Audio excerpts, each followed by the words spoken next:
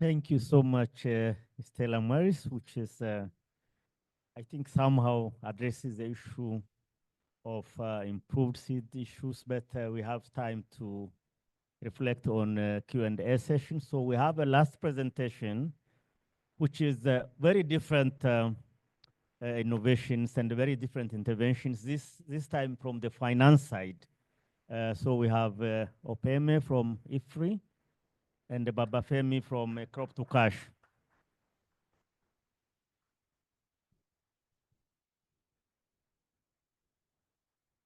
All right, thank you. Good afternoon, everyone. So like Dr. Bedru mentioned, this is quite different from what we've had since morning. So this is on digital finance, work package 3. And we'll be doing this together with Babafemi, who is the business development executive of Crop to Cash, our core partner in this intervention. So I welcome Babafemi to take the first part of the presentation. Thank you. All right, thank you very much, Opeyerni. Good afternoon, everyone. Just to do the basic background to this before Opeyerni completes the presentation.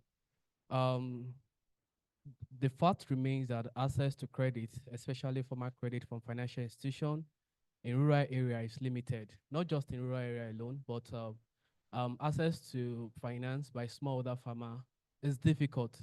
I remember a particular time, one of my colleagues was making an analogy that it's easier to see the president of the US than you assessing credit from the financial institution, especially if you're a smallholder farmer. Reason, is far-fetched because there's a bit of a problem around the farmers' data, where they are, who they are, and also the aspect of the passive risk. Less than 1/3 of households in rural Nigeria report using credit in previous 12 months, according to EFINA, and only 2% of rural households borrow credit from financial institutions. Lack of credit constrain agricultural productivity and contribute in part to the significant gap in the agricultural productivity between high income and low income countries around the world. This is basically to establish the fact that access to credit is a very big deal. And this is where Crop to Cash actually comes in. Crop to Cash is a digital financial technology startup, which was launched actually to provide support to smallholder farmers' challenge of access to credit. So one of the things we've been able to do is to have an innovative solution, which is a USSD solution, where a farmer with or without internet, but have access to any kind of phone, feature phone or mobile phone, can dial our USSD solution within a minute or 2 minutes, get signed up, and also have a wallet, have a digital wallet.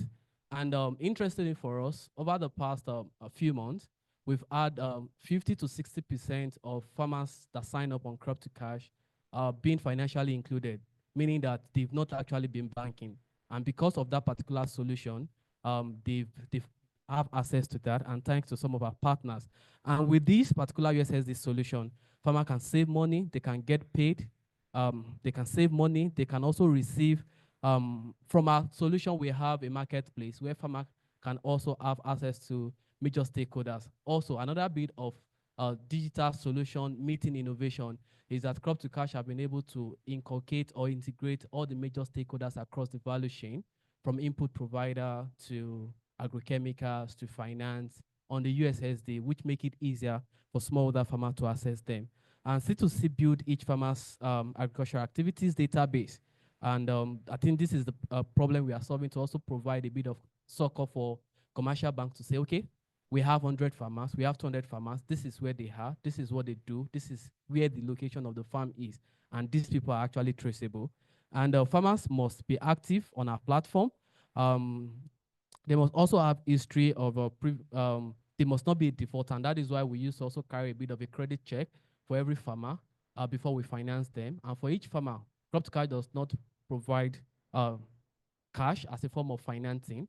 We provide input financing, meaning that farmers also must belong to a cooperative society. And in 2023, in May, IFPRI team in Nigeria conducted a focus group discussion.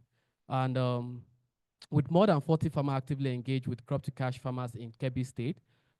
With some of the findings, farm input on credit proved to be most popular, which is 70%, and in demand by C2C farmer, and 40% having received farm input loan. And from this conversation, some of these farmers also point out that yes, despite the fact that crop to cash is providing some of this loan, they will also still prefer a bit of access to cash to handle their bit of logistics and also some bit of extra component. And that is where these comes in. Because of time, I want a question that you can also run through some of the results. The research objective is basically to actually show whether providing access to small cash loan can improve the loan repayment and also reduce the overall risk of input loan portfolio. It's also to evaluate whether traditional assessment made by commercial banks and agri-tech firm to establish the adequate loan amount to farmer are too restrictive. And I think we'll talk coming from here to talk about the theory change and also the results. Thank you. All right, thank you, Babafemi. Okay, all right. Before I go into the theory of change, maybe it's just important to highlight that this was a pilot test for dry season farmers. So this was implemented very late last year among dry season farmers. So for the theory of change, like Babafemi mentioned, crop to cash, they're already providing input loans for farmers. So based on some of the previous engagements with the farmers, we are trying to bundle additional loan cash or additional input loan with the existing input loan of the farmer. So by doing so, we expect that this is going to improve loan forgivability for the farmers, help them to have access to other related finance for their farm operations, including labor and irrigation costs.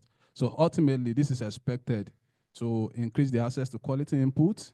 And if this happens, we expect farmers to be able to optimize their agricultural investment, ultimately helping them to increase their yield, increase their outcome. And if that happens, we can be sure that farmers have ability to actually repay their loan. So ultimately, is that looping all through these processes, farmers are enhanced and are better positioned to repay their loan. All right, so like I said, we have this pilot test in Kaduna State, mainly in 3 communities and villages, Soba and Chandandara, where we work with 324 crop to cash dry season farmers. IFPRI provided the 100% cover of the cash loan amount by IFPRI. So in terms of the design of the intervention, 324 farmers, so we have 2 treatment arms and then 1 control groups. For the control groups, they receive the standard needs assessment-based input loan of crop to cash, which is about 200,000, and input loan valued at about 200,000 naira, which will be for all the farmers. So in this 200,000 input worth of loan, farmers are going to get fertilizer, improved seed, and agrochemicals. So this 200,000 naira worth of loan is for the control group, and then this is going to be the same thing consistent for the treatment group. So, but in the treatment 1, we're going to add additional 10% cash loan in addition to this crop to cash needs assessment-based input loan. And in the treatment 2, then we added additional 10% loan of that same 200,000 naira worth of input loan. So we randomized this at the individual level, which is at farmers level. And then the initial goal was to make sure we can have at least about 100 farmers across the 2 treatment arms and the control group. But in real practice, we have about 95 farmers in T1 and about 94 farmers in T2, and then the control group have about 97 farmers, giving us a total sample of about 286 farmers. Like we've mentioned earlier, overall, we want to see if this experimental design has an effect on if by giving this additional loan or additional input loan, we want to compare the repayment rate between these groups. Crop to cash have their own existing model of doing things, and maybe just as a form of background, financial institutions are very risk averse. They are very careful in terms of giving cash to farmers. I want to see that, if we try to do this kind of modification, would this actually have any impact on the payment loan of these farmers? what will change. So what are our key findings? So for our data, we rely on the mid-season survey, which is principally trying to understand the low take-up of the loan, which we're still going to discuss much later, and then the administrative data from crop to cash to look at the repayment results. So these are just some descriptive statistics to show us that the treatment arms and the control, they are very similar. We could see in terms of age, almost about 40 years old. In terms of gender, we have more male across both the treatment arms and the control. In terms of education, very comparable. In terms of adult size and other key descriptive statistics we are trying to show us here. So the treatment arms and the control group, they are basically similar. So this speaks to the reported cash and input loan needs. So we found that about 5 to 6 of every 10 farmers reported that the initial 200,000 input loan was not enough to meet their cultural input needs, which is potentially partially due to the high inflationary situation. When Crop to Cash did the needs assessment in late December, many of us would agree that a lot of things have changed. I think inflation moved to about 37.5. So as at the needs assessment, they have been provided with about 200,000 input loan. So this could be a key reason why 5 to about 6 farmers, which about 60% of the farmers, said this 200,000 input loan was never enough for them. Also, one key finding is that about 6 of every 10 farmers reported that the labor they used was not also enough. And we think this is an important finding, given that the initial input financing was actually based on fertilizer, agrochemicals, and seeds. And of course, farmers would definitely need other complementary inputs apart from these basic inputs. Okay, in terms of the take-up analysis, which was one of the most important things we want to see from the midterm evaluation, we found out that 2 out of every 5 farmers who received an offer for additional cash loan accepted this. So this implies that about 40% of them who we offered the additional cash loan actually accepted. And in contrast, in terms of the people who are in the second treatment arm, about 60% of them accepted. That is, out of every 5 of them, 3 of them accepted this offer. And showing that between T1 and T2, there's about 20% difference in terms of the uptake of this treatment. Thank you. One thing is also that there's high heterogeneity in terms of gender and farm size in take-up rates between T1 and T2. We noticed that across women and the farm sizes, there are actually differences in terms of these treatments. In terms of the loan offer group, one of the most recent cited for declined input loan is that they fear that the additional inputs reported is that the farmer already had the additional input offered, or because they did not need this input. Also, about 1 of every farmers who declined the inputs out of 5 said that they are worried that they might not be able to repay this loan. So while we're saying that this loan might not be enough, one key concern for the farmers is that even when they have this additional input financing, they might not be able to repay. So one interesting finding also is that while the overwhelming majority of farmers responded that they would accept the additional 10% loan, this really contrasts the real world take-up result of the cash loan. So in the take-up of the cash loan itself, we noticed that just about 40% actually took it. But when we asked them again that will you take this, we noticed that we have more farmers say they will take it. So there's a difference between the real take-up, what they want, and what they actually want. So I will just quickly skim through the last 2 slides, which is our very important findings too, which is the low recovery and performance of the loan. So like we said, there's very low recovery in terms of the loans, But one interesting is that we found that it is not due to our experiments, because this low recovery is almost similar across both the treatment arms and the control groups. And some of the reasons we said could be responsible for this, because the inflation rate, environmental, agricultural input finance environment, and more importantly is because these are dry season farmers who rely heavily on gasoline to pump and irrigate their farms. This also coincide with when there was removal of fuel subsidy. This could have likely impacted the farmers' performance and the ability to pay the loan too. And also, about the time we are trying to implement these pilots, the federal government also launched their agro-pocket schemes for 50% a loan for all farmers. So we could see from on-spot that when farmers thought of these alternatives, they begin to make more rational decisions.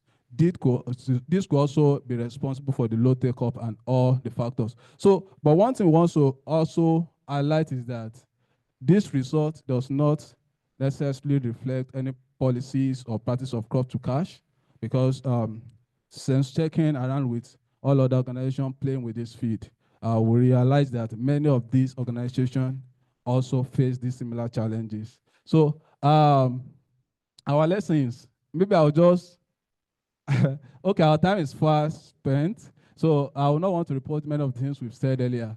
But our conclusion and way forward, with everything we've said, is that the additional loan offers provided in the pilot study did not influence this repayment rate. I think that was established, and several factors could explain for this, which we've highlighted earlier. So our future research will now focus on understanding the source of these challenges that farmers faced in repaying this input loan. So we're expecting to do a full-scale and large-scale survey during this wet season to be able to actually understand this in detail. Thank you very much for your time. Thank you very much, Opeyerni and Babafemi. I think this is, a very interesting area, and I think it's a lot of interest for many of us in the room, the farmers and the aggregators and others, because without finance, we can't do much. And whenever we meet with farmers and in sessions like that, people talk about access to finance. People talk about the challenge that, how we can finance, even technology. Let's talk about all the previous technologies talked about. But if the finance issue is not available, then again, how we can finance those technologies. And this exercise just to check some of those issues, but we can talk, because I am also involved in this, and it was a long, we spent a lot of time to design and actually to see, if you add additional cash and also input part of the financial access, can that really improve, for example, the repayment rate of the loan? Because the cash is not free, because if you give bank or wherever, still you have to pay the money back. But the result we got is, again, is the hypothesis we put initially, and we can explain that because of several reasons, but we're still working out to find out exactly what happened and why the repayment is really very, very low, even with additional support. Maybe because of several policy reasons, environmental reasons. Inflation is one. I just calculated, if you look at the exchange rate of Naira with the US dollar in May 2027, and exactly a year later, this year, May 2024, it is 300% in change, 300%. So the Naira actually depreciated very, very significantly, and 200,000 Naira back in 1 year is valuing 300 times more than the value of Naira today. So it's really very difficult situation. You can't buy more with that money now. So anyway, let me stop here. We can discuss more with all the partners here. So I can now open the floor for some reflection.